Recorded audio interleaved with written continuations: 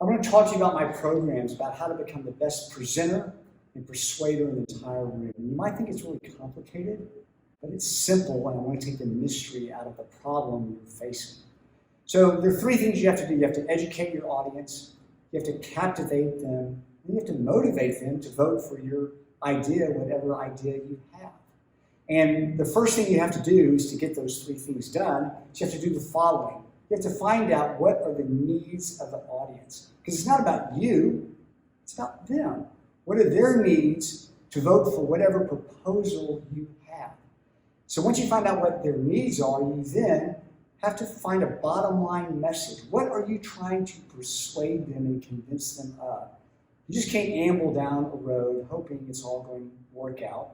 You have to have a starting point, and then you have to have an ending point. And a bottom line message gets you from the start to the finish.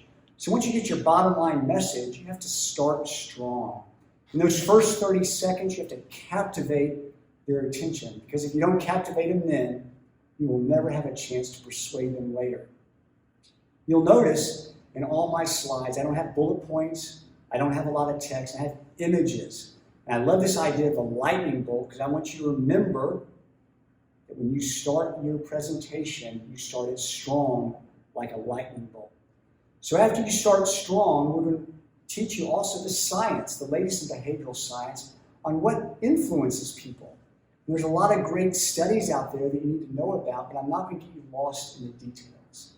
In addition to bringing you science, I'm also going to bring you simple tricks that will work every time. If you've been asked to speak for 10 minutes, why don't you try doing something different? Give your audience the gift of time, give some time back, and only speak for 9 minutes. They will love you, and they're more likely to be persuaded by you if you speak for less than the time you've been given. So after that, I really want to inspire you to get better.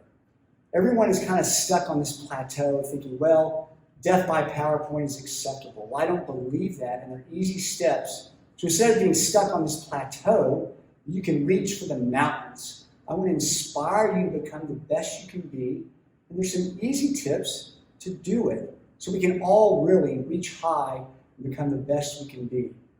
Finally, my presentations, I have my examples, they're interactive with the audience, and we also look at video clips of people that have presented well, presented badly, influenced well, and influenced badly, so we can learn by videos to make it more interesting so that the time flies by as you're learning these lessons. So I want to leave you with this last thought. Ernest Hemingway was in a bar, and I really believe in my heart that less is more. It's really the key to being a great presenter and persuader. And he was asked by his friends, they challenged him, they said, you can't write a story in 6 words or less. And I'm going to tell you the story here in just a minute, but he was able to do that, and I'm going to flash up on the screen what that story was.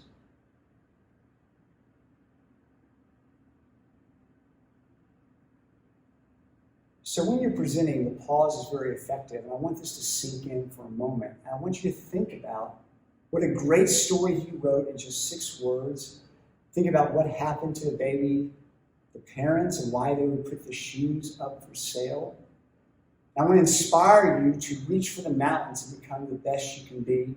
And email me or contact me, and I'll be happy to tell you more about my programs.